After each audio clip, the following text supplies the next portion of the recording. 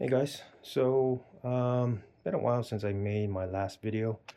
A lot of stuff that's been going on, busy with life, a lot of good stuff happening. So nothing to complain about. Just had to address a lot of those things first before I'm able to um, get into having the extra time to make another video. But anyway, I also did get a new camera. This is that Insta360, kind of that DJI compact handheld camera. Testing it out, so hopefully it works out. Anyway, so the last video I made brought up the issue of some of these cars getting so expensive. The values of these cars have completely gone berserk, some would say. Um, and here we are right now. It's just about the beginning of August 2026. And it was the auction, the Mecum auction, that set off this frenzy in January of this year. That's the one where, the Enzo went for what, 10 million plus, I think it was, and it kind of just shocked the world. So, anyway, um, and since then, a lot of these other cars have gone up. In fact, the last uh, video that I made was about my two cars, these right here, the Superleggera and the Scuderia. And so, they've continued to go up. And, well, the thing is, it's made it a little bit difficult to enjoy them because the value of them got so high. And also, too, depending on where you live, hopefully, if you own these cars, you're, able to drive them in a place where there's less traffic. You can enjoy them more. Obviously, less traffic also means less chance of collisions and accidents, and nobody wants to, get their prized possessions damaged. But that said, a lot of people are starting to question whether the value of these things are sustainable. You hear the term bubble, and because of its meteoric rise in a short period of time, a lot of people think that this has the makings of like a bubble crash, kind of like the dot-com bubble. But time will tell, right? Because a lot of these cars, they keep going up in value. A lot of it, listen, you can go online and see a lot of videos and people trying to explain why a lot of this is happening. Everything from the fact that a lot of these cars are not made anymore because of regulations. In addition to that, some of these cars, particularly the ones I have, are limited edition cars. So when you combine all that together, there's not a big market availability of these cars for the entire world. Um, a lot of people, if you take, for example, Ferrari, I just recently got my Scuderia uh, serviced at the Ferrari dealer. And when I walked in there, I kind of toyed around with thinking of, well, what would be the next Ferrari I might be interested in? And the unfortunate truth is, there wasn't really anything that I could see, um, at least a modern lineup, that would be a good replacement or even an addition um, to the 430 Scuderia or even my 360. So, I think for me, the peak Ferrari was probably where the F8 ended, because after that was a 296. I'm not quite yet enamored with that car. I think the proportions of it looks a little off to me. I think the wheelbase is kind of short, and so it makes the car look kind of stubby. But looks aside, I haven't driven it, so I can't say whether or not that performance is something I'd be attracted to. But for now, I'm still gonna hold on to my Scuderia. Although I have mentioned it that it could be, there could be a number out there that I could be swayed to sell the car. Um, a lot of the cars that are listed, and I say large lot, it's a relative term because the last time I searched on Auto Trader, there's about maybe 20 cars available. Most of them are yellow or black. Or I'm sorry, not yellow, in fact, red or black. There was a unique yellow one. Other than that, most of the colors are pretty standardized on Auto Trader. So This particular one that I have is the Grigio alloy. So, you know, in a sea of the yellow and blacks or reds, this car probably stands out a bit. Now, of course, I'm biased. You know, I like the color. It's got a bluish tint to the silver. But anyway, if you looked at AutoTrader, right now, most of the Scuds are listed about $899, between $850 to $899. There's a couple stragglers still listed in the 700s. I think those are the ones that haven't sold. And maybe the seller is a little more motivated to sell. So they're obviously listing those a little bit lower. But I think so far, as we stand here in August, these continue to go up. So no real pressure to sell for me anyway. Gosh, you know, people ask me, well, what would you sell it for? I mean, depending on who you listen to, a lot of people are convinced that these will be over $1 million at some point, including myself. You know, but do I see myself holding on to this that long? I mean, who knows? I'll mention something at the end of this video that is going to be quite interesting. But in any case, yeah, so that's going to stay for now until someone comes and says they really want it, and we'll see what kind of numbers they throw at me. On this one, the Superleggera, if you've paid attention to Bring a Trailer, there was a brand new, practically brand new, gray one, Grigio alloy, that was listed, and it was bidded up to $450,000. Now that car again had 334 miles, so it was practically brand new. However, there were some questionable things that happened to that car. For example, with 334 miles, the clutch was already replaced, which begs the question, why was it replaced? Because with 334 miles, that clutch should be brand new. I'm not sure if there were any other issues with it. I can't remember, but I do remember the clutch being the biggest question. But either way, the car still sold for $450,000. And the Superleggeras, if you may or may not know, is the sort of the first special edition of the initial Gallardo, which is the Gen 1 that people refer to. And again, that one, there was only about 600 some odd cars made for the world, with only 100 some cars coming into the States. So this is one of them. Anyway, today I'm gonna start taking these two plus the 360 out for a little bit of a maintenance run. I do a quick run around here. It's about maybe 10-12ish miles. I don't really have a lot of time, so you know, I try to get them driven at least once a month. But anyway, let's just get going.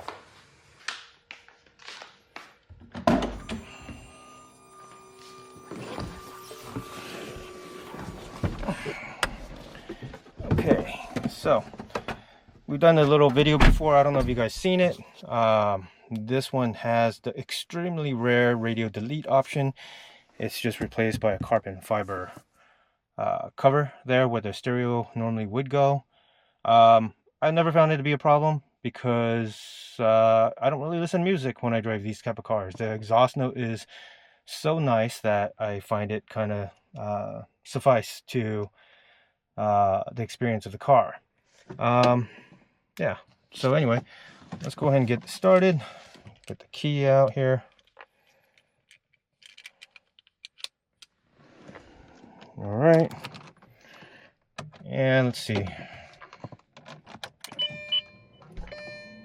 Currently got about 7,900 miles. All right, so anyway, let's go ahead and get the car started.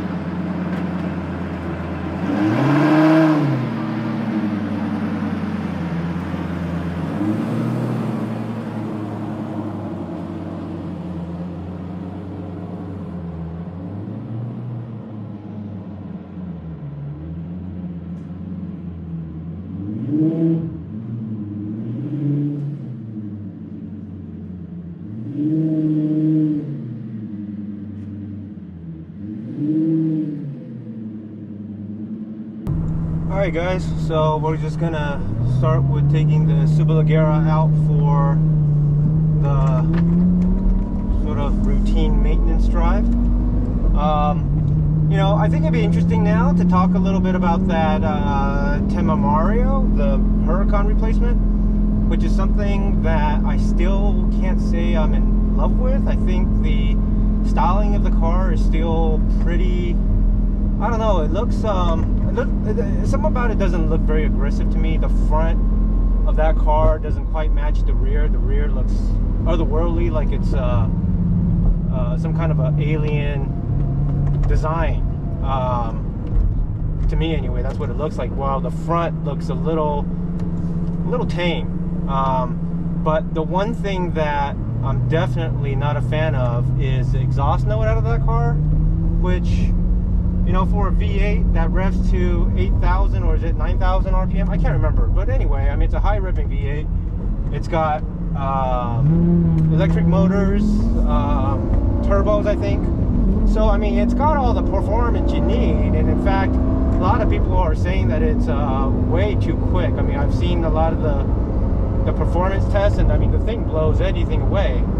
But I mean, you know, it goes back to that question of how fast do you really need to drive on the road. You know, maybe if you're some young guy, and I said this before, if you're a really young guy and, you know, you got all this testosterone in you and you just want to go out and beat everybody off the roll, or, you know, at a stoplight, maybe that's your car. But to me, I don't know, to me it just seems way too fast to be enjoyed. I haven't driven a Huracan yet, or any of those platforms. You know, it's weird because it doesn't interest me either. I think I'm really happy with the Gallardo platform, particularly the Superleggera. I think if I had just a regular Gallardo, I might be, you know, in the mood to trade it in for maybe a Huracan, right? But because this is the Superleggera, it does feel special. You know, all the Alcantara, all the carbon, it does put you in, I mean, you're in this mindset that it is a very special car. Granted, it's still a basic Gallardo, but with the finishing touches that it has in here, I think it just, it does the trick. You know, the weak point of this car has been mentioned to be its transmission, because the E-gear, this, you can argue, is still the first generation E-gear transmission. It's a little jerky, yes, but for me, I think it adds sort of to the sensation of this car. If you listen to a Huracan drive, it's very smooth, and if you listen to the way it shifts, it's very smooth. This, yeah, I give it that. It's got a little bit of jerkiness to it, but again, I think it just adds to the character of this car. Now, I will say, if you're on full throttle and you make the gear shifts, they're very smooth. Of course, you're going 8/10 when you're doing that. So, city driving is not particularly fun in this car. That's a Lamborghini Urus right there, which, oh, you know what? Let me mention this. I'm not a fan of the Urus. I don't know why, but the front end of that car just looks like a bird with a beak. I don't know. For me, I'd rather get the Audi R8. Anyway, that's a sidebar. Anyway, getting back to this car. So, you know, to me, this car has, in all the years that I've owned it, and I've owned it since 2010, it's never given me a real reason to get rid of it. The only reason why maybe that conversation comes up now is the value of these cars have gone up stratospherically, right? So like I said earlier, and then we have a McLaren 720S. Well, anyway, so like I was saying earlier, on Bring a Trailer, a gray one sold for $450,000, and that one had 334 miles on it. Subsequent to that car being sold, I want to say a yellow one like mine popped up for sale on Auto Trader, and that one had over 20,000 miles. I want to say 26,000 miles. It was factory, meaning it was unmolested. Didn't seem to have any severe modifications other than some cosmetic things. And that one was listed on Auto Trader for $260,000, and that one is gone. So it got sold rather quickly. The problem with trying to put a value on the Superleggera is that they don't come up for sale very often, so it's hard to pinpoint a price. But it is pretty safe to say that a lot of these unmolested examples, okay, I say that because remember, a lot of Gallardo Superleggeras were modded. They were modified quite heavily with twin turbo systems. I don't know. You know, and a few of them have actually been crashed and totaled. So the actual number of Superleggeras in the U.S. Are probably down compared to when they were first imported. So anyway, but with that said, these don't come up for sale very often at all. In fact, there's less of these for sale than the Challenge Stradale. Maybe you can just say, you know, the 458 Speciale, the Pista, any of those Ferrari collectibles, the V8 models, if you will. There's more of those for sale at any time than there are Superleggeras. So it begs the question, why is that? Do most owners want to keep their car? Do they enjoy them that much? I mean, I enjoy mine. I'm not looking to sell mine. If someone came and made a significant offer to peel it out of my hands, okay, we consider it, right? Whatever that number may be, I don't know. But I think the $450,000 set a bar for the value of this car. Me personally, as it stands today, because, you know, we always talk about these fluctuating numbers, but as it stands today with reference to the Bring a Trailer car that sold, with mine having right now 7,920 miles, I'm going to say it's probably worth about 400, maybe 410, 420. I mean, I don't know. You guys tell me, right? I know there's a couple guys out there that have lower mile cars. There's one guy I know who's got an orange one with about 1,100 miles. So, you know, I don't know what he plans to do with his. But if he ever brings it to the market, hopefully he gets top dollar for it. But yeah, I think people just really enjoy their Superleggeras, right? I mean, despite all the talk about how bad the transmission might be, again, if you've owned this car or driven it enough times, you know how to modulate the gear shifts. The V10 is really irreplaceable. I mean, I don't know if the Huracan V8 or V10 rather is a generation above the 5.2 in the original Gallardo.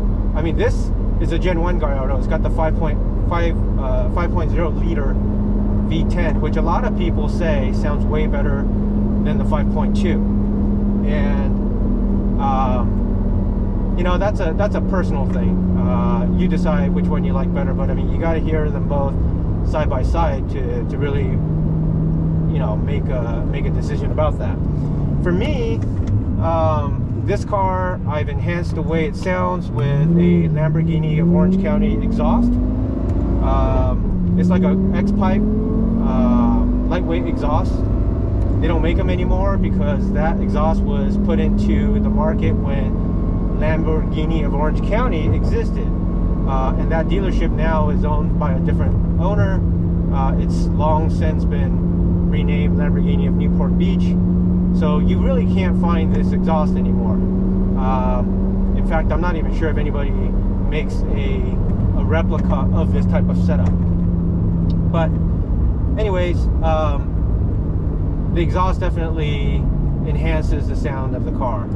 I'm not driving it hard enough right now to even push it to make those sounds.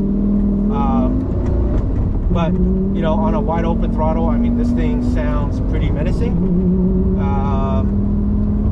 But yeah, so I think, you know, where is this car projected to go? I don't know. I mean, I'm not sure I would have expected the gray one to be sold for $450. But it did. And so, you know, is it the trajectory that the future of these cars will continue going up? I think so. I think because, again, you're talking about very, very limited numbers of these cars. Collecting cars or cars itself have become an asset class. You know, it's kind of like art, like I mentioned before in my previous video. Cars have entered into that investment portfolio asset. I mean, that's one way to explain why some of these cars have really jumped in value. Now, earlier I mentioned that here we are in August, the beginning of August, and what really set off this whole frenzy of car values and the expectations of where they're going really started with the Mecum auction in January. And we have Monterey Car Week coming up pretty soon. There's definitely going to be cars being sold and transacted up there. I think there's also a few auctions that are going on. I know Sotheby's got one, Broad Arrow Auctions got one.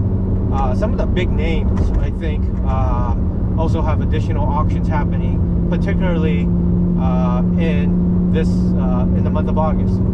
So we'll see if the price trend of cars going up will continue. I think it is going to be very interesting. I don't think the very limited collectible cars will drop in value. I think there might be cars that might plateau. Case in point, the regular standard 430, the coupe with the F1 transmission. I think those cars might plateau for a little bit.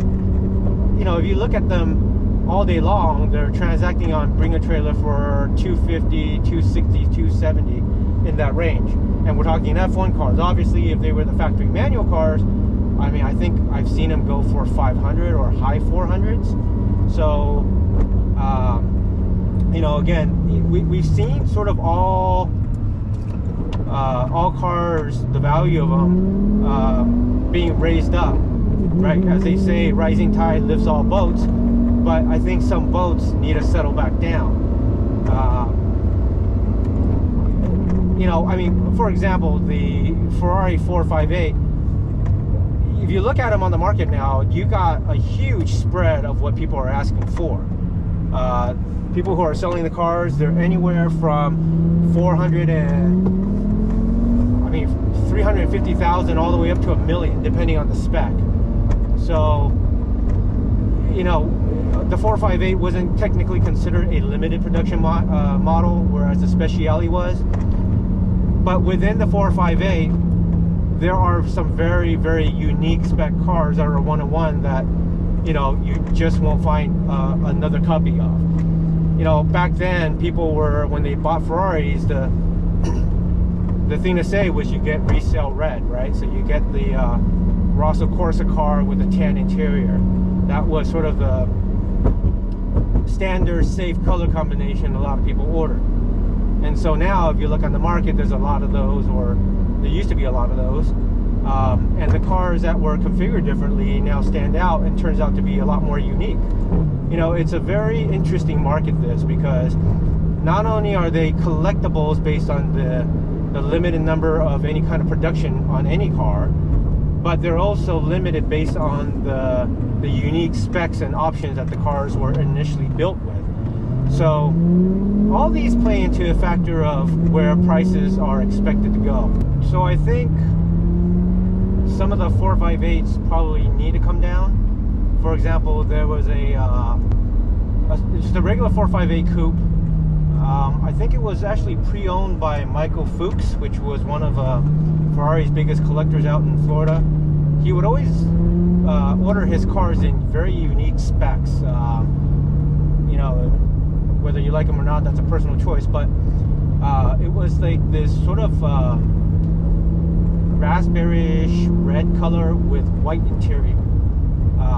Certainly unique, but I don't know that it would be worth $1 million, but that's what they're asking for.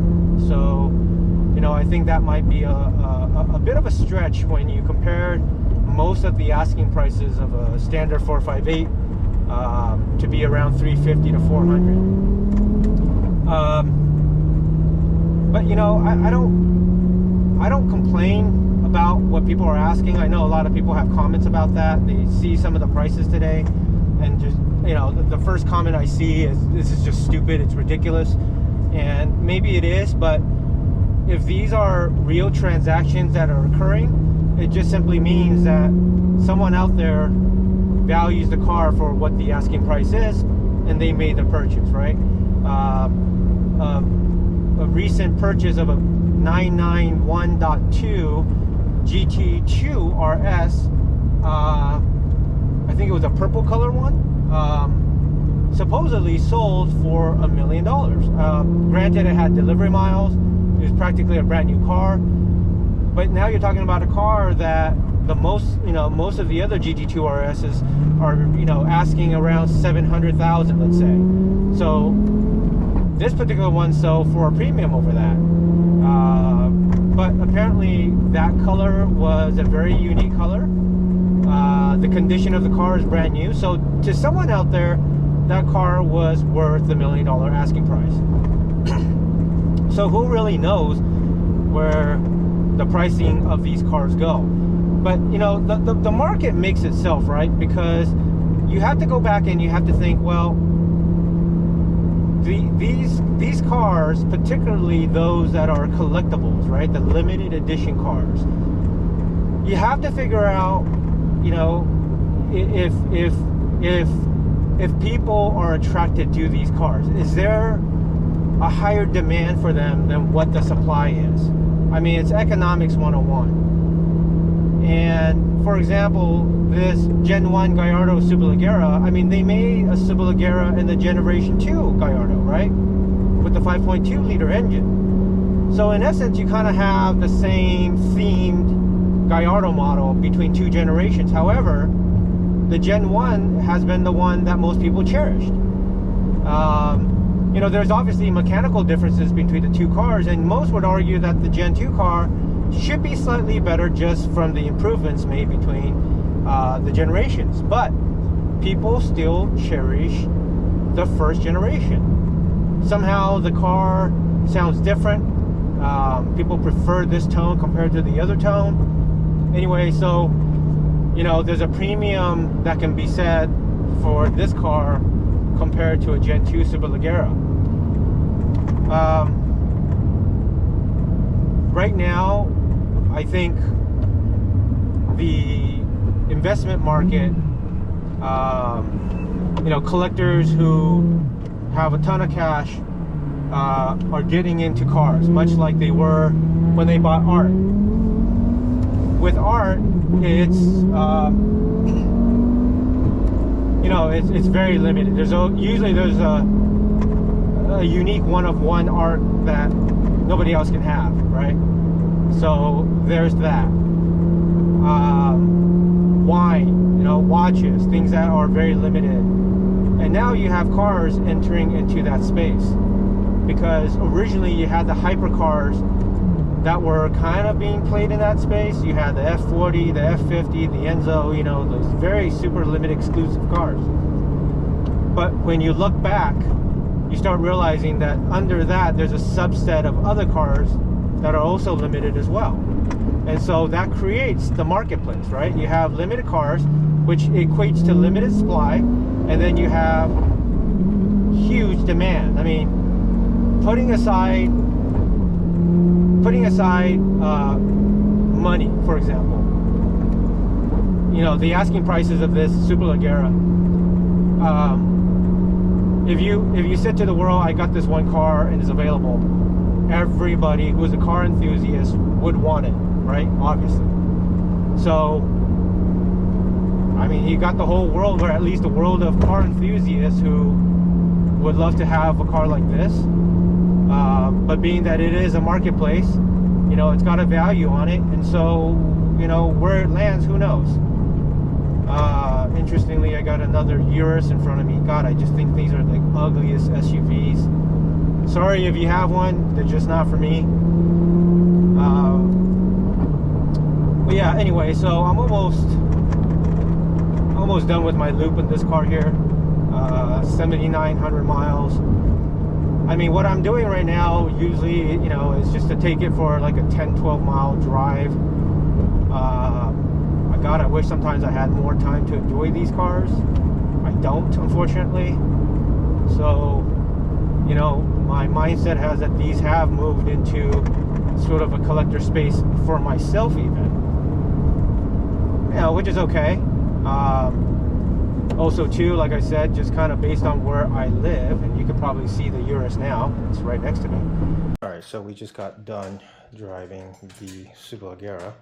I apologize for the strange transition here, because I don't know about you guys, but the GoPro that I use to film is this thing right here. And I don't know what edition this is. This is either a 12. Yep, there it is. It's a 12 black, you can see. It really is a shitty camera because it overheats and shuts off, and you know that's kind of a difficult thing to restart, especially as you're driving. So yeah, it's not the ideal camera. I don't know how you guys make videos. If you do, please give me some advice, because GoPros, man, they suck. I mean, I don't know how many times I've used that thing on trips and it would just overheat and shut off in the middle of something. And it's just, you know, I'm not surprised if a GoPro goes down. I mean, someone's going to come and make a better product. And yeah, anyway, enough about that. So you guys probably didn't get to see it, but I did a pretty spirited run, sort of the last leg of that route that I take. And so usually I like to give the engine a little bit of air to cool down, you know, get the hood lifted here. Show you a little bit about the engine bay. So Technocraft here, I don't know if you can see, they used to be a carbon fiber accessory company, and they made some pretty unique pieces, including these one-piece seats that you could swap out your standard seats in the Gallardo for. I didn't get that option. These seats are plenty comfortable enough. I've heard the carbon seats are very, well, let's just say you wouldn't last in them too long. However, I did like their carbon fiber airbox here, so obviously I got that. It is a much lighter unit than the factory unit that it replaces. Obviously, as I mentioned before, I kept every factory part on this car, so it can be returned back to stock 100% in a couple hours. I mean, we got the HRE wheels here, but I do have the original wheels, and in fact the original tires that came from the factory on those original wheels. So those can be put back underneath here. This heat cover here would be the Lamborghini Orange County exhaust, which, believe it or not, it saves a huge amount of weight. I mean, if I had to guess, the original factory exhaust probably weighed around 80 pounds, give or take. The Lamborghini piece probably weighs about 30, so you're saving quite a bit of weight just between replacing the exhaust and the factory airbox as well. But yeah, so, you know, have all those pieces in original factory parts in a warehouse. Same for the taillights. I have the original red ones. These side markers as well, I have the originals. So again, all these modifications can be returned back to factory, including the front side markers and in fact the front bumper as well. So yeah, this bumper here was kind of known as the RSC bumper, and I have the original bumper, can get that put back. Anyway, so we're just gonna let this breathe here, cool down a little bit on the run, and we're gonna take this one out. All right, so let's get into this thing.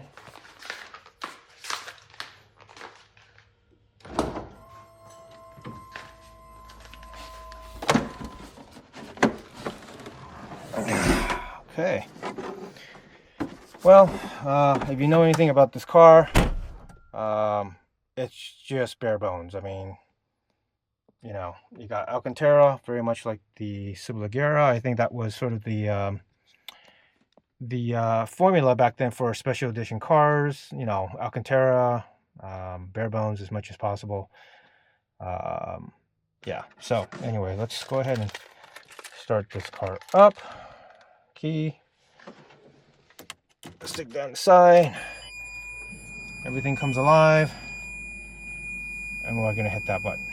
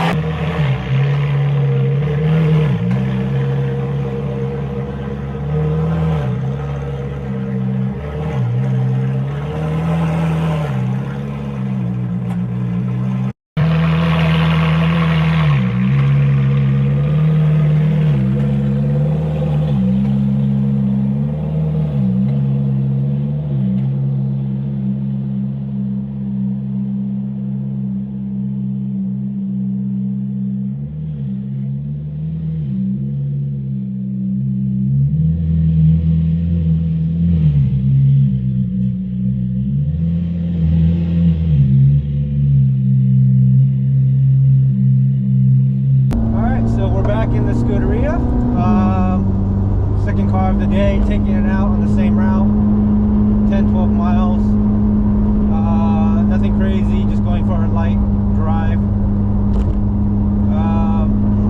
Yeah, so about this car, I mean, for me, I feel like it's the epitome of Ferrari, in that it's, you know, when you think of Ferrari, you think of super fast, unforgiving sports cars, for the most part, because most people are enamored with the idea of owning a machine that is related to what's on the racetrack, right? So these special series race-oriented cars are, or I think, really representative of the Ferrari ethos.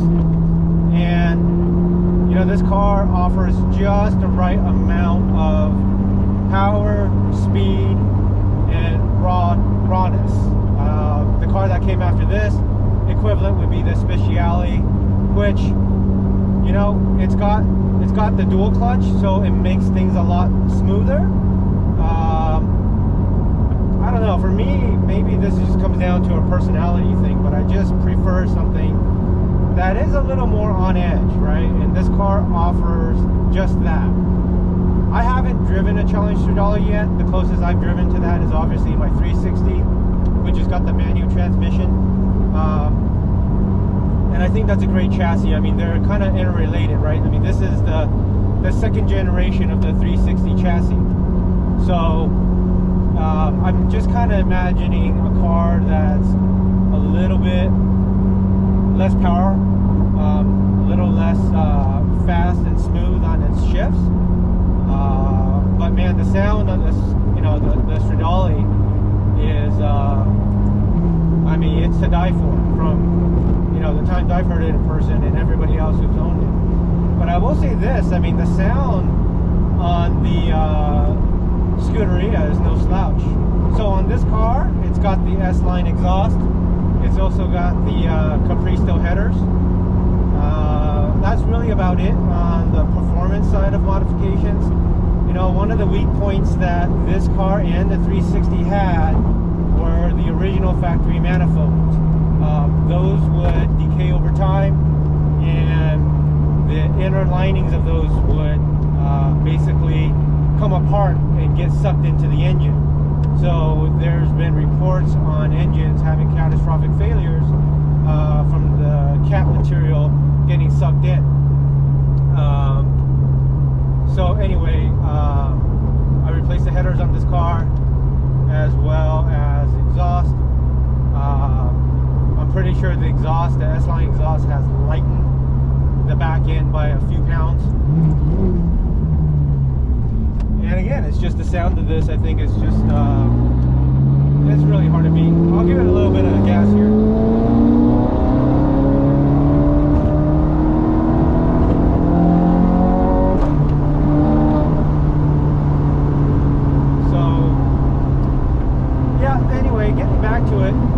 For me, I just feel like this car was the epitome of what Ferrari, you know, what people envision Ferrari to be. The new cars, no doubt, are fast. The SF90, the 296, I think those are, you know, way more powerful than you need for the average driver on the road. But the lack of sound, which I think is really where the emotion plays. I mean, because if you sat in one of these older naturally aspirated V8 cars, I mean, the sound they make is, you know, everybody chases that sound.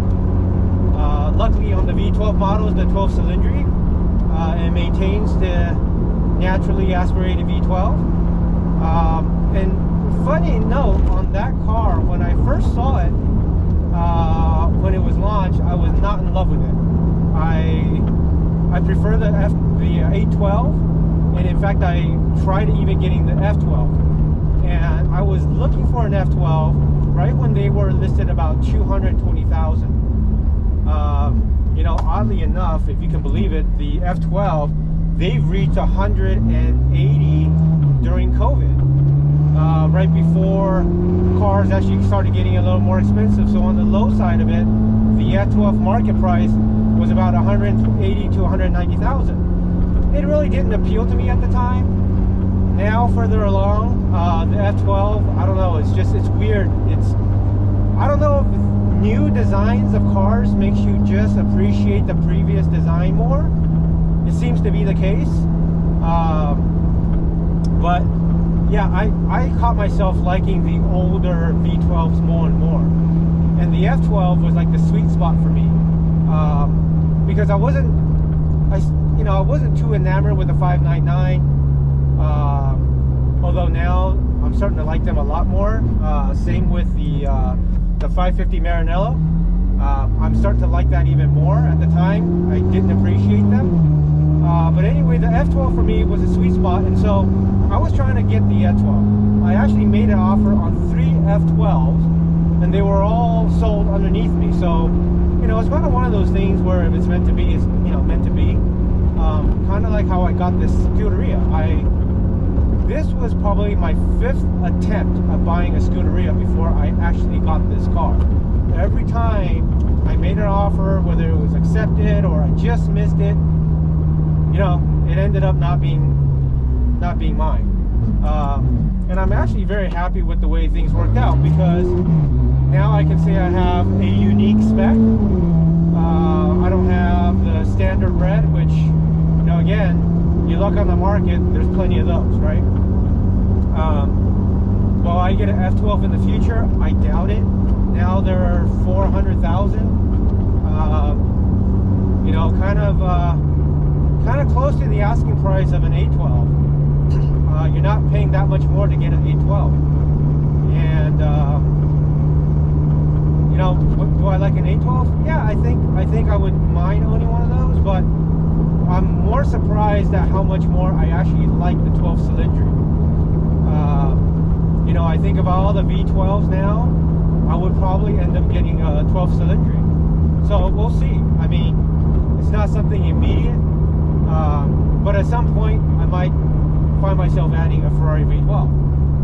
But getting back to this particular car, yeah, I think it's just one of my favorite Ferraris that I've actually had the chance to be in, to drive, to own. And so it's going to be pretty hard to imagine, ever getting rid of this. But, as they say, there's always a price. So who knows? I mean, in my mind, right now, based on today's prices, I'm thinking, you got to pay somewhere in the 9s for me to consider getting rid of this. So, we'll see what happens. A lot of people think that these things will go above 1 million. I mentioned that in my previous video, that I think these will also go into the 1 million zone. I mean, the Speciale coupes are already in the 1 millions. I think the Speciale Aperta, correct me if I'm wrong, but I think right now the Speciale Aperta, which is the convertible version, are asking in the 2 million range, whereas the Speciale coupes are 1.2 to 1.5. And I mean, so these can't be too far behind that, I don't think. Still, this particular car, I think, is still not getting quite the appreciation that it deserves.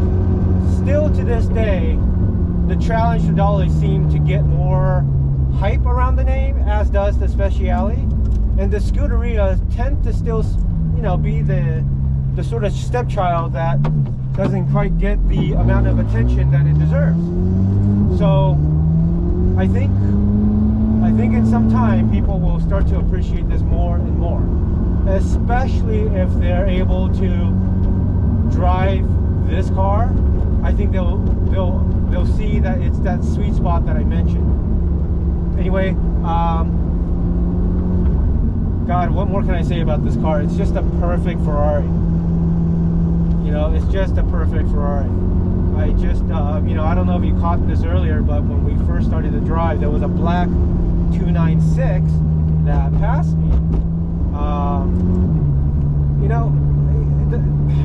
Like like I said, I took this to service, and I was hanging around the dealership, looking at what they had on offer, and they had SF90s, 296s,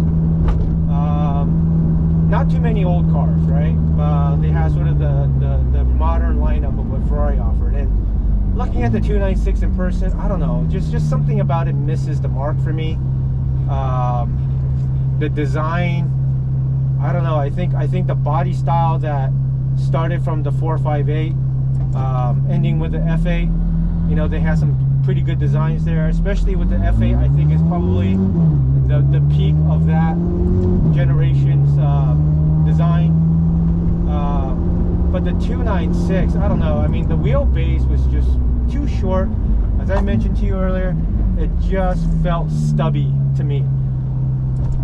I don't know, we'll maybe try to get behind the wheel of one day and see how they perform, how they drive. I mean, I know they drive fast, but you can probably tell by now, speed is not everything. I think it's just too much for the road. You know, from the routes that I take, you don't have much of a chance to get on the pedal. And a 296 would just be way too much. Way too much. I will say, however, that a 296 probably does start to look attractive in the mid 2s. So if I can see one get to about 250, 240, I don't know, might pique my interest just to grab one and, you know, own it for a short period of time. Who knows?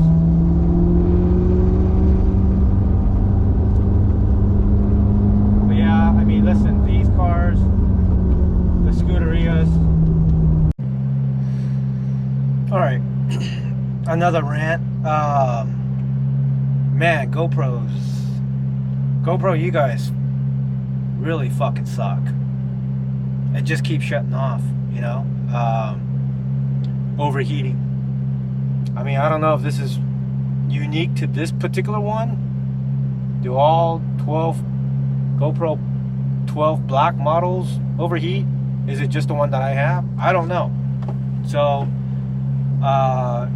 if you guys have the same problems and you have GoPro, let me know. Is there an update? I mean, I think it's pretty updated. I've paired it with my phone and connected it to Wi-Fi, and there was no mention of any new update on it, so don't really know what to do with it. But it's clearly not a good camera to film with, right?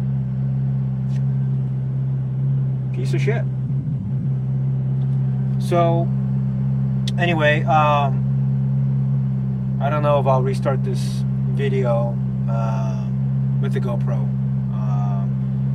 Just pulled over to the side of a road just to kind of gather my thoughts. Last thing I was talking about was how unique the Scuderia is, and I stand by that. You know, that's not to say other Ferrari models aren't representative or good Ferrari cars. I think they're all gonna be decent. If you have a chance to get any Ferrari or to own any Ferrari, I mean, it's a joy. It's more than just the performance of the car. I think owning a Ferrari just represents so much more, right? It's your passion. It's a hobby. It's an aspiration. You know, I think back to getting my first Ferrari, which I never thought was possible. And that would have been my yellow 360 way back when. So my Ferrari ownership started with a yellow 360. It was a manual, and I think it was a 2000, and I had purchased that from the Wynn Ferrari Las Vegas dealer when it was inside the Wynn Hotel. And then that one, while I had it, I became enamored with the Scuderia. And like I said, in my journey of trying to find a Scuderia, I ended up trying to get 4 of them before I ended up owning this one, which I purchased from Ferrari Beverly Hills. And I had to trade in the yellow one because at the time I couldn't afford to keep both, so I had to trade in the yellow one towards the purchase of this Scuderia. And after I owned the Scuderia, I realized how much I missed the 360 simply because of the gated shifter. That gated shifter is probably the most iconic shifter on the planet. Everything that came after since have tried to replicate it, and the car that I'm thinking of is, like, for example, the Audi R8 or the Lamborghini Gallardo, even the Pagani, right? They have gated shifters, but they all kind of seem to have, I don't want to say, no, I take that back. I don't want to say they all took from Ferrari, because now that I think some of the earlier Lamborghini models also had gated shifters. I think back to the Countach. I think back maybe to the Mira, and maybe some of the other, you know, the Spadas, the 300s. I mean, I don't know. I think they're gated as well. Or maybe it's just an Italian thing. But the gated shifter itself is very synonymous with the Ferrari brand. I mean, the Ferrari brand gated shifter goes way back. And, you know, when you shift through the gate, you just kind of have that click-clack sound. And it just... Anyway, I missed it so much that I bought the black 360, which I'm going to take out for my next drive. And so, that's the two current cars that I have, the Scuderia and the black 360. You know, they just recently announced that 12-cylinder manual, where it's a simulated manual transmission car. I don't know how I feel about that. I think a lot of people have mixed feelings about it. Some are saying you take what you can get, and if it drives like a manual, so be it. If the senses can't detect the difference, you know, it is what it is. You take what you can get from the factory. And even then, you know, does your opinion matter when they're all sold out anyway? I mean, they're gonna be in people's collections, right? And for any of them that come out to be for sale, I mean, you're gonna be ending up paying a pretty penny for it. It's I think, I forgot what the starting price is on that thing, but they're all going to be tailor-made, meaning if you were selected to be an owner of one of those, you would have to go and customize it to the T, which mostly are going to be putting cars around over $1 million on the window sticker once all the options are factored in. And so, of course, if these are offered at any point, I mean, look to see those fetch anywhere between 2 to 3 million, I think.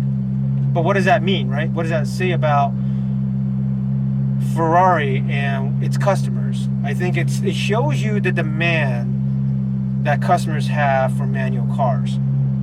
And can Ferrari go back to making manual cars? Well, I don't think they invested all this into this simulated manual technology just for it to be offered on the 12-cylinder. I think once they see how high in demand it was, I mean, let's put it this way, they created that thing because they knew the demand for manual cars, right, was extremely high. And so when they developed this technology to make this simulated model, I think it's going to go and filter down into other models that they make. So you can see maybe the next version of the 296 may be offered with that manual as well. And so it begs the question, is that going to become sort of a way for Ferrari to work a manual transmission option back into its lineup? I've heard that the 12-cylinder, the reason why it was offered, or it could take an offer with the kind of setup that it had, was because some about the torque in these hybrid cars are way too high for that type of manual transmission. That's what I heard. I don't know if I'm right, but if that is the case, then maybe these future hybrid models can't have that option. Or do you remove the hybrid part of those models and offer the manual transmission with a naturally aspirated engine? Now, supposedly, the 296 is supposed to have a non-hybrid version offered with this manual transmission as well. So we'll see if that comes.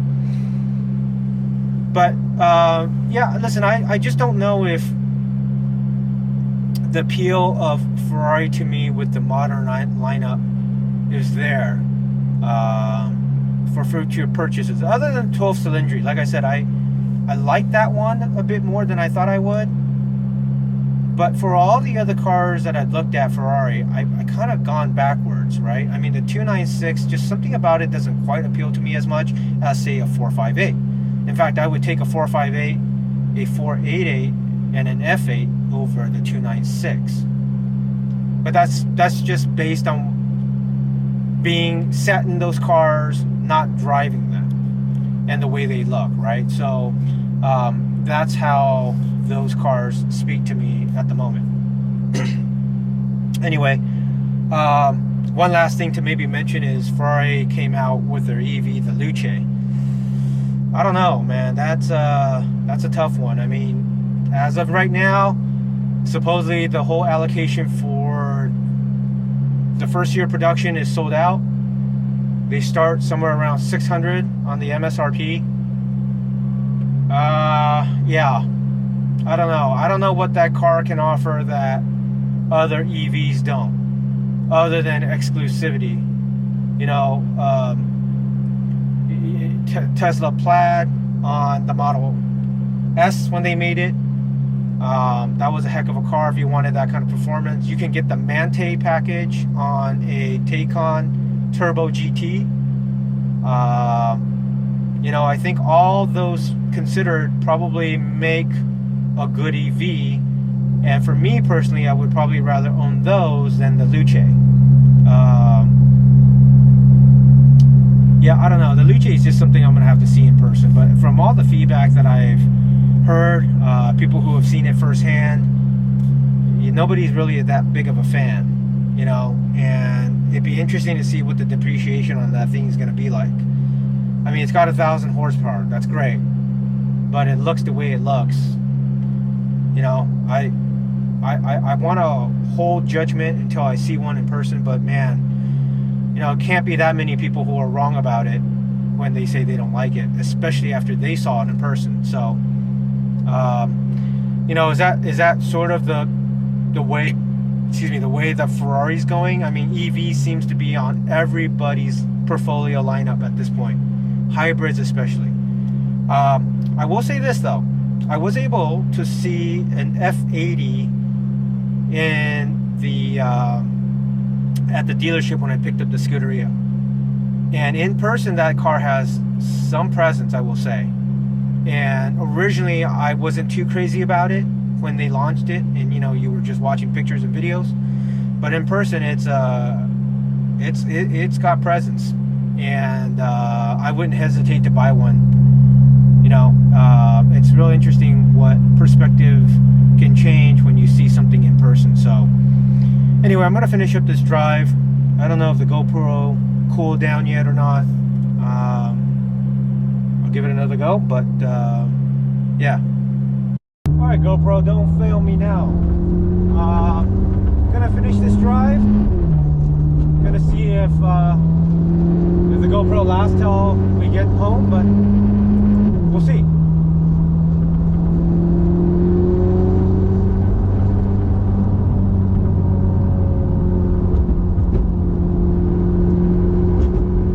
So I'm kind of curious, you guys, if you guys are watching this video, which models of Ferraris now appeal to you? You know, I mean, we have people who appreciate every generation of Ferrari. I mean, it goes back so far back. Ferrari has so much history. But what generation of Ferrari appealed to you most? I don't know why it is for me, but I've really just appreciated cars that go further back in history, up to a certain point. You know, for Ferrari, I think for me, that generation probably stops right around the 355. Maybe you can argue the 348, but before that, you know, the 328, the 308, I mean, I appreciate them, but I wouldn't have dreamt of owning one. And as I mentioned before on a few occasions, the future models don't really appeal to me, right? So the 296, the SF90, you You know, I mean, if there was an opportune moment to own them, I might, just for the experience. But that just means their asking prices have to come down much lower than what they're asking for right now. I think the 296s on average on the market is somewhere between 290 to 330 depending on the spec. The SF90s, I've seen them as low as the high 300s, like 380, 390, and all the way up to about 600 depending on the spec.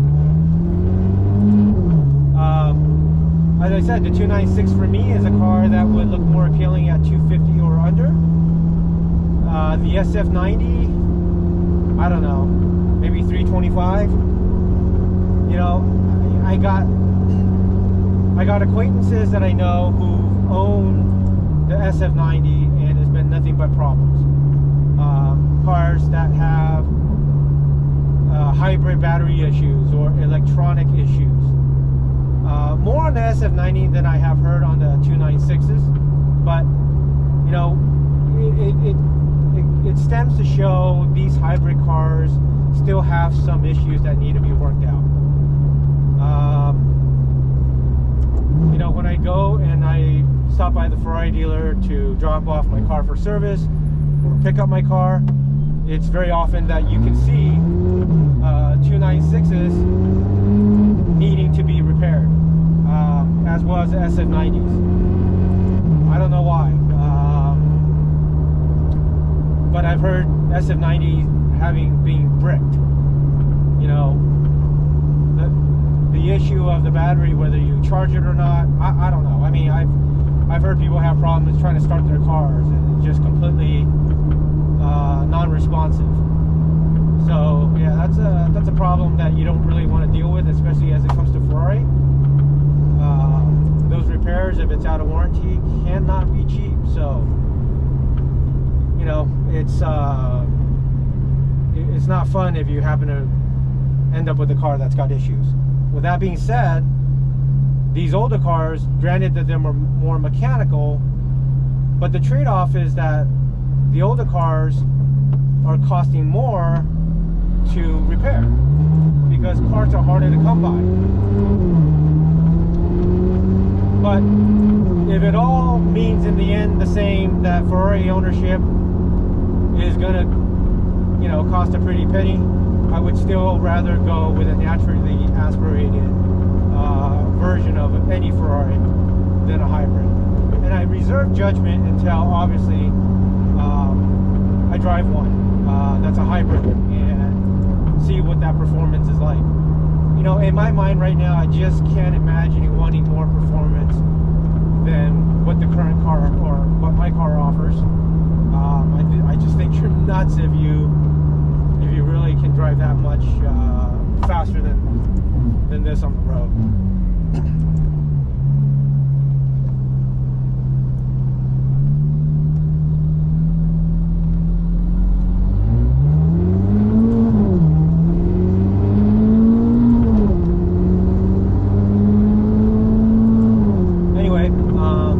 Finish up with this drive, so we'll go home, park this thing, let it cool down, and then we'll take the 360 out. Just finished driving Superleggera, Scuderia. We're just gonna give these cars a chance to cool down. Didn't drive them all that hard really, but still I like to just let them cool down so anyway that the garage doesn't get too hot. But while we have the engine bay open, you'll notice that on the Scuderia we have this S-line exhaust, and that really lends itself to making the unique sound and the high-pitched sound that this car gives off. So awesome exhaust. Can't say enough about these guys. If you own a 430 or any Ferrari that they make an exhaust for, I think even the 360s they do make it for, I wouldn't hesitate to go with them. And they stand behind the product. As a matter of fact, let me just say that I was probably one of the first 10 customers when they first came out with their first batch of exhaust for this car. And my car had a crack developed somewhere around here, if I remember. And so the exhaust was rattling. Somehow it shook itself loose and it developed a crack over time. And this is like years ago, right? I mean, I probably already owned the exhaust for, I don't know, say maybe 8 years. And I contacted them and they sent me a new one free of charge. So this is the second exhaust that I have in here.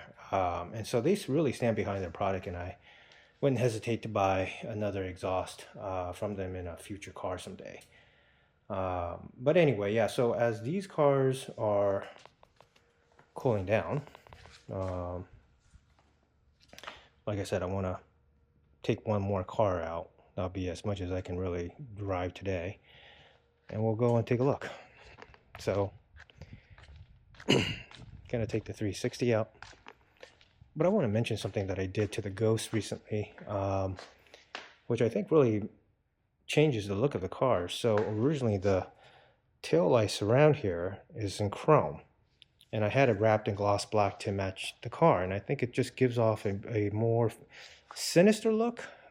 With the chrome back then, it just felt really old manish, right? So it's got sort of the Wraith finish, because the Wraith on this generation had the blacked out tail light surround. So anyway, that's just a little thing I did there. But yeah, so let's just go ahead and take this car out while the others are cooling down. Okay, so now we're in the 360, going to take it out for a spin. First thing I want to point out, obviously, are these seats here. Gosh, can't say enough about these seats. These are the sports seats that were an option for, I believe, the 550, the 575, and maybe even the 430. I'm not aware if these were actually options for 360s back then, because these seats, I think, were introduced in the Challenge Stradale. And in the Challenge Stradale, they were mainly covered with Alcantara fabric. Some cars were ordered with leather. In this particular case, like I said, I think it came out of a different model other than 360. You can tell it's got this Daytona seat pattern design, this sort of ribbed design in the center here of the seat. So, but yeah, these are really highly sought after. I mean, I was lucky enough to pick these up right when I bought this car. My previous yellow 360 also had them, and I bought them because the original seats to the 360 were too narrow for me, and it was quite uncomfortable. These are the large size seats, which if you know, that's the size to get. So really stoked that I was able to find a pair of these and get them in the car. I think these now, if you see them, are 15,000 or more. So, you know, yeah, just really stoked to have it. And I mentioned to you too earlier that this is a factory manual. And this is, you know, this is what makes all the difference on a Ferrari these days. The highly sought after manual. And this one you can tell is a factory one because it has the prancing horse on the gated cover here. The conversion cars don't have that horse emblem, although I don't know if they could actually engrave it if they wanted to on the plate. But that's a quick way to tell if it's a factory or a manual conversion car. It's necessary to note between a converted or a factory car because it affects the value of the 360. This car too also has the factory. You can see the brand right there on top of the fold-out screen here. This is a factory fold-out stereo made by Clarion. It was offered as a factory option in placement of the original head unit. What's convenient about this, obviously, it's got a touchscreen. It's got Bluetooth. You can play music through it. For me, mostly it's taking calls because, you know, as you're shifting, you know, it's hard to fumble with the phone. So a lot of the controls of the phone you can handle through the screen. But, you know, you're not getting great stereo sound. You're not listening to music in this car so much as you are listening to the exhaust note. So not even worth reviewing the quality of the stereo in this car. But yeah, so back to the factory conversation, just to end it real quick. Converted cars, um, if you start with an F1 car now, these F1 cars, they probably trade around 70, 80, or 90,000, depending on condition. And a converted car probably fetches about 30,000 premium above that. So about 120 is kind of where I see the converted cars trade for. A factory gated car. So what's unique about that is if you looked at Bring a Trailer, um, some of those cars have been selling just a hair above 300,000. Certainly above 250, but in between that 250 to 300 range. So, you know, and I think these will continue to go up because the demand for the gated experience is just so high. I mean, why else would Ferrari make a version for the 12th cylinder? It's because the market spoke, right? And Ferrari tried to develop a updated version of a manual. Say what you will about that. We talked about that earlier, where it's not a true manual, but it does have a shifter gate, uh, a clutch as well. So it's supposed to simulate what a true gated shifter feels like as you're driving it. But whether or not people will hold that in high regards, I don't know. Again, as I said earlier, better to have that as an option than none at all. So, um, yeah, um, highly sought after as far as any gated shifter Ferrari in today's market. Could it go up more? I don't know. I mean, 300,000 for a gated shifter 360. Here's something that's interesting. A gated shifter 430. So the generation after the 360. There's one, a black one. If you go on Auto Trader right now, you'll find it. It's a black one, black coupe. They're asking close to 600,000 from an official Ferrari dealer. So, again, is that car overpriced or are 360s underpriced? Clearly, the 360 manual cars are trending up. Like I said, recent Bring a Trailer sales, I think the highest one was just a hair over 3,000, but a couple examples have came close to following that as well. I think the high 200s, 280, 290 maybe. So yeah, there's a lot of sort of data suggesting that these cars, the 360s, still have a way to go up, especially if they're manual gated cars. The other thing that's really funny about Ferrari is that when it comes to the resale value, or for most cars, people want originality. So anything that's a modification to a car tends to bring the value down in terms of what it sells for. So on this particular car, when I purchased it from a Ferrari dealer. As I said, it didn't have these seats. It had the original seats. It had the original factory 5-spoke wheels that came with this 360. The only thing that was aftermarket on this car when I purchased this car were the carbon airbox covers. Because I'm not aware of Ferrari offering carbon airbox covers as an option. So the previous owner really took liberty to add some carbon pieces, obviously the airbox covers. The engine bay panels, they're also in carbon. I don't know if Ferrari offered them as an option from factory back then. I think they did, and we'll get to that later. When we cool down from the drive, I'll open the hatch and we can have a look inside. But for me, this particular car, it's got the HRE wheels. In my first video, if you watched it, it's got the Sean Tridali bumper, the side skirts. I added a few carbon pieces of my own, including the side mirrors. It's got the Micheletto race car mirrors. and I have a Capristo exhaust as well as Fab Speed headers. Now again, headers on this car as well as the 430s were known to have issues. They crack and, you know, things would get sucked into the engine, blah, blah, blah. I wanted to avoid that, so obviously I got aftermarket Fab Speed headers. The twin down stage 3 exhaust off of Capristo. It's about as loud as you can get for this car. Which oddly enough was the same setup that I had when I had the yellow 360, the first one that I owned. So familiar with it. I thought, you know what? I'll say this. I've seen an exhaust on the 360 that just had a terrific pitch to it. I think it was what they call the Brilliant exhaust. It's actually a company out of Japan, so it's kind of like a Krieg.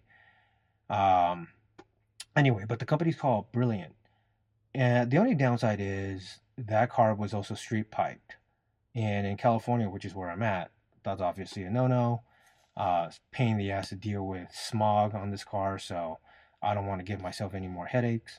But that would be a setup that if I didn't give a damn or moved out of California one day, I would definitely get that set up. So anyway, yeah, I think the other two cars are cooled down by now. Let's go ahead and take this one out. And yeah, I'll give it a little run.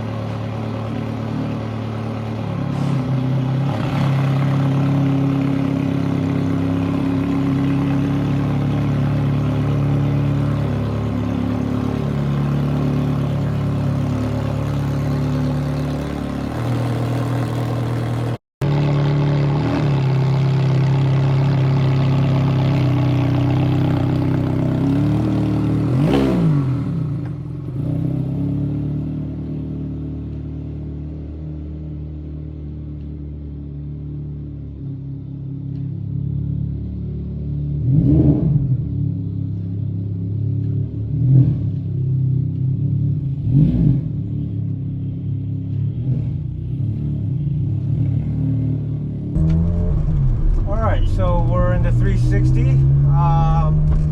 This is probably my third time trying to restart this video because the freaking GoPro keeps shutting off. I honestly, you know, GoPro, you guys make some good accessories, but your camera suck, dude. You guys probably just stick to making accessories. Let someone else make a better camera. I'm sure there's better cameras, because this thing probably shut off 7-8 times today already on its own. Such a pain in the ass. But anyway, let's get back to the drive. 10-12 mile drive, easy, nothing crazy. But man, you know, the second you start shifting right here makes all the difference in the world.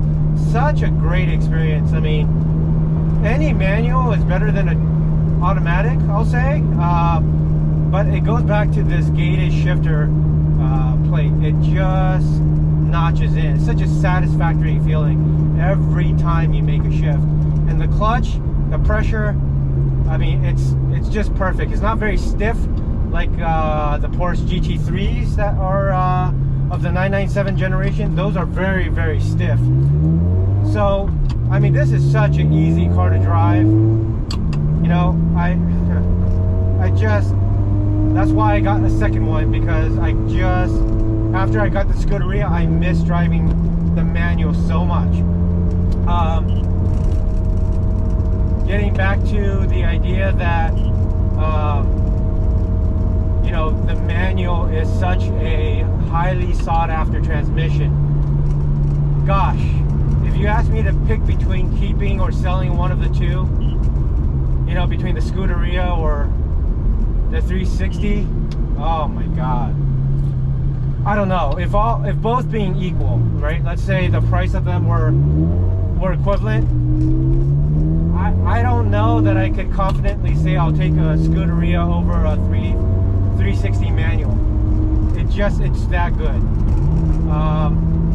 But you know, then again, maybe for me it's because I'm just not that kind of a driver that needs to go the fastest, right? Because obviously the Scuderia Scuderia performance is way above this. But yeah, if you're looking for feedback, if you're looking for an experience, and that's what it should be, right? If you're taking a Ferrari out, it's the experience. It's got to be the manual. I don't know how you choose otherwise. So yeah, maybe for me, if I had to go back and choose between two cars, call me crazy, I think I'd probably end up with a manual 360.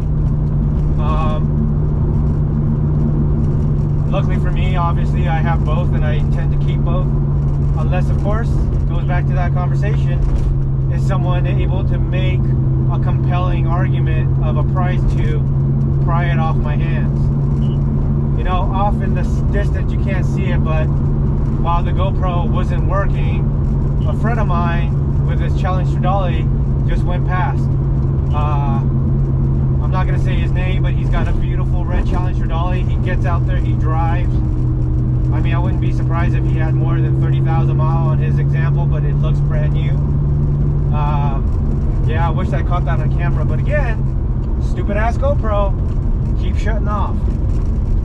So anyway, we're gonna enjoy our drive here.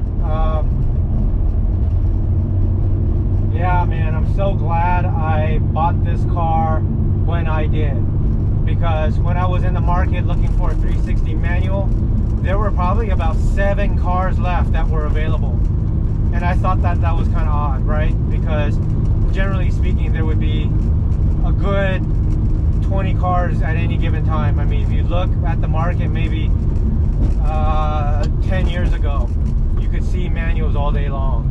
It didn't make a difference. I mean, manual cars were maybe 100, 90 to 100, and I was lucky.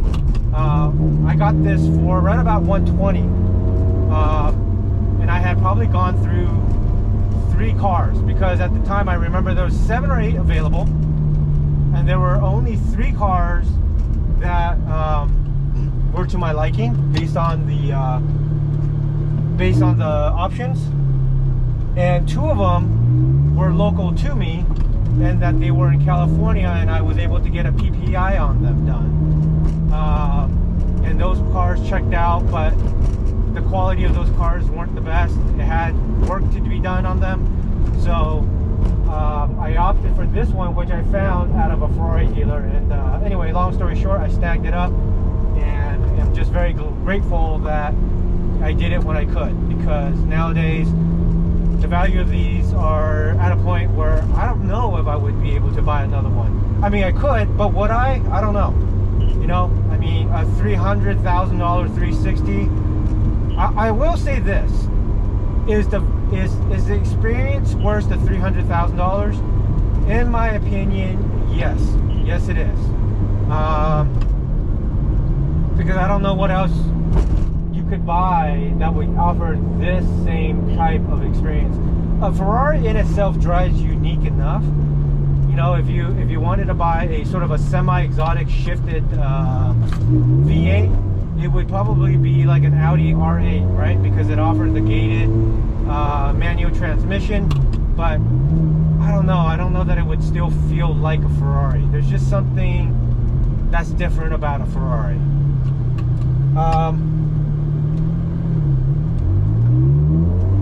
Yeah, so I mean, listen, this is such a great car. I would agree that $300,000 is still in line with what the experience offers. I don't know that I would, you know, if this ever gets to like 400,000 or $500,000, I don't know. I'll let the market decide at that point. For me personally, 300 was still a good spot. Now, interesting enough, I made a video on its own on this car, the 360, and that video, one of my earlier videos, I mean, I'm still kind of early in this whole YouTube thing. I'm not doing it as a career. I'm doing it as a hobby when I take my cars out for a drive or something in the automotive world happens. Either way, you know, I do it as a hobby, right? So the videos come when they come, when I have time. I love interacting with people who have questions. I try to answer all of them. So you can always catch me answering questions, more so than you can obviously see my videos get posted. But I was very surprised to see that the 360 video got way more views than the Scuderia. about 2,400 views or so, whereas the Scuderia only had about maybe 500 or 700 views. I forget which. But I wonder too if that is just a reflection of people having more interest in cars that offer an experience that are harder to come by these days. Because in any other given logic, you would think that maybe the Scuderia would get more views, being that's such a unique car. But you guys obviously have picked more interest on the 360. Interesting enough, on the Porsche, I made 2 videos, one on my 991.1 GT3, which I think got about 2,700 views, whereas my 997 Turbo, that being the older model, had less views. So kind of a weird switch there, but anyway, I wouldn't disagree with the interest, because the 360 is such a great enjoyment. Such a great enjoyment. I'm actually surprised, GoPro, that this is actually still recording and hasn't shut off yet, because with the other 2 cars, this camera have already shut off. Alright, so getting back to sort of the conversation about this, and I hate to keep harking about this, but truly this is such an experience that, you know, is hard to come by these days. The 430 was the last V8 platform manual that the factory offered. Those were even less, as I understand it. Less and less people opted for a factory manual 430. I mean, who would have thought that the manual cars today would be the ones fetching the premiums, right? Because the F1 transmission was all the hype back then. So funny how the way the world works, and especially how the market works.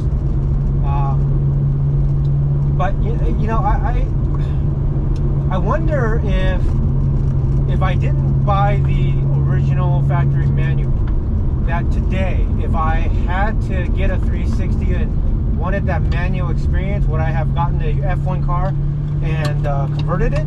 I think I would, because if that's all I could get to experience, then that might just have to be the solution.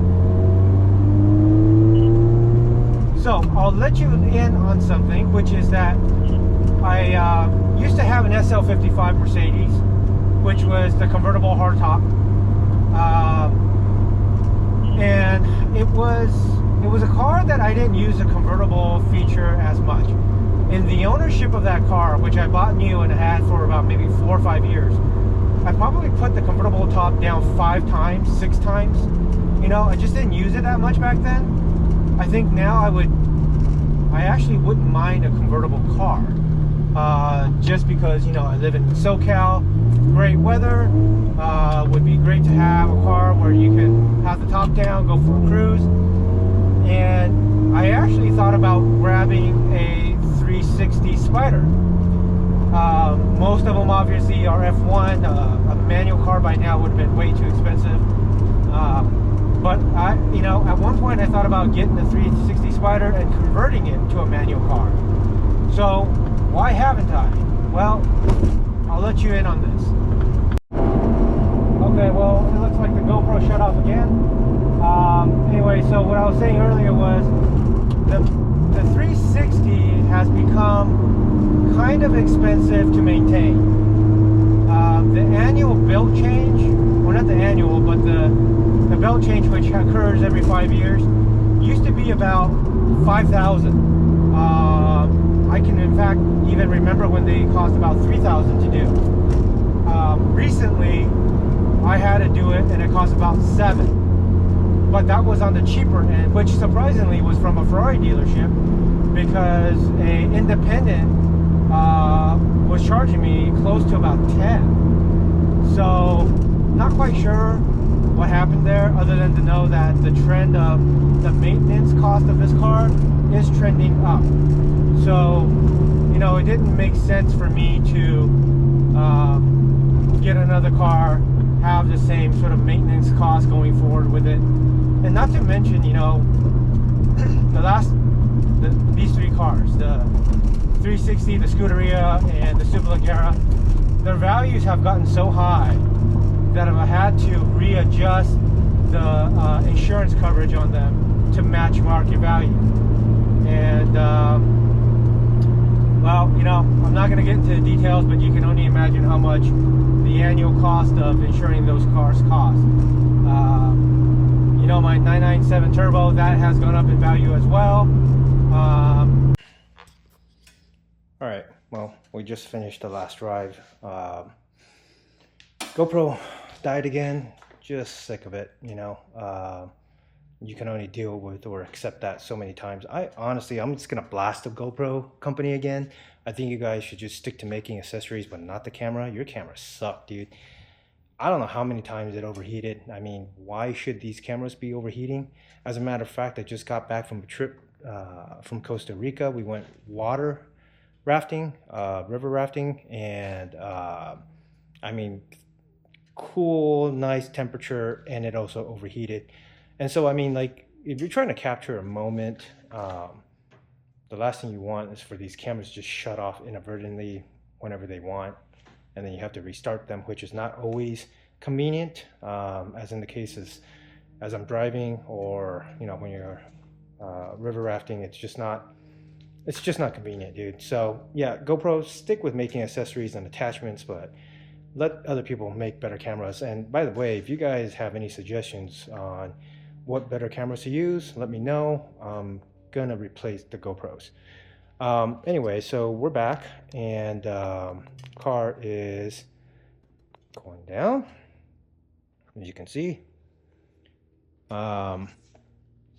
Just want to kind of finish a little bit of the conversation that I had earlier while we were in the car, which was that, you know, this car, when I purchased it, had a few options on it. These panels here, that and that, are both carbon. And I don't know if, in fact, they were from the factory as an option. This, the airbox, and this are both carbon. Again, I don't think the factory offered those as an option, but I could be wrong, because I do wonder if the Challenger Dolly also had them in carbon. And so if they did, maybe the previous owner had purchased the carbon pieces to fit it on this car. Obviously, this is the Capristo exhaust. In my first video, I had mentioned that, but yeah, gives it the beautiful tone that it has. So anyway, we're just gonna go ahead and let it cool down. Final thoughts, which I was trying to get to before the video cut off from the GoPro. As I was saying, I kind of want a Spider, and there was some consideration early on that I could get another 360 and manual convert it as a Spider. The reason why I didn't is because the 360s have become slightly more expensive to maintain. Case in point, this car just had a service, as I was saying, in June of this year, and it had the built change, which you have to do once every 5 years. You know, I remember distinctly when I first had my yellow 360, although that was many years ago, that service was only about maybe $3,000-ish. And throughout the years, it got a little more expensive. In fact, the last time this car had a belt change, it was about $5,000. Now, this most recent time, it cost about $7,000. And that was actually the cheapest that I was quoted, which was, like I said, kind of surprising from a Ferrari dealer. Usually they're more expensive than independents. However, independent quoted me $10,000. So regardless of how much it costs, the point is it's getting more and more expensive to maintain these cars. And you know, the older the cars get, you know, I think it's harder to come across parts. And you have to go the way of refurbished parts to get your cars fixed. But I think, you know, the 360 is getting up there in age, right? But that also makes it a modern classic. So you know, the good and the bad obviously is that it's going up in value and they're looked at as kind of collectible cars now. The bad being obviously the cost to maintain them are also climbing up as well. But for now, it's still a great enjoyment. You know, I had a great time just now taking this thing out. So I'm going to continue to keep this in the garage until someone says, hey, you know, I'm going to throw a bunch of cash at you. But um, I'm going to end this conversation with just one final thought, and that is I still do want a Spider. Um, and I have two cars that I have in mind, and I'm working on trying to figure out which one I'm going to end up getting. And I think I decided, but the other one is still in the running because there's a price difference between them. Um, I will give you two clues. Uh, both are Spiders, both cars that I'm looking at, and both are manual. The question is, what am I end up getting? I'll leave you to kind of guess that. I'll make another video, obviously, once I make the transaction happen. For now, that's it. Thanks, guys.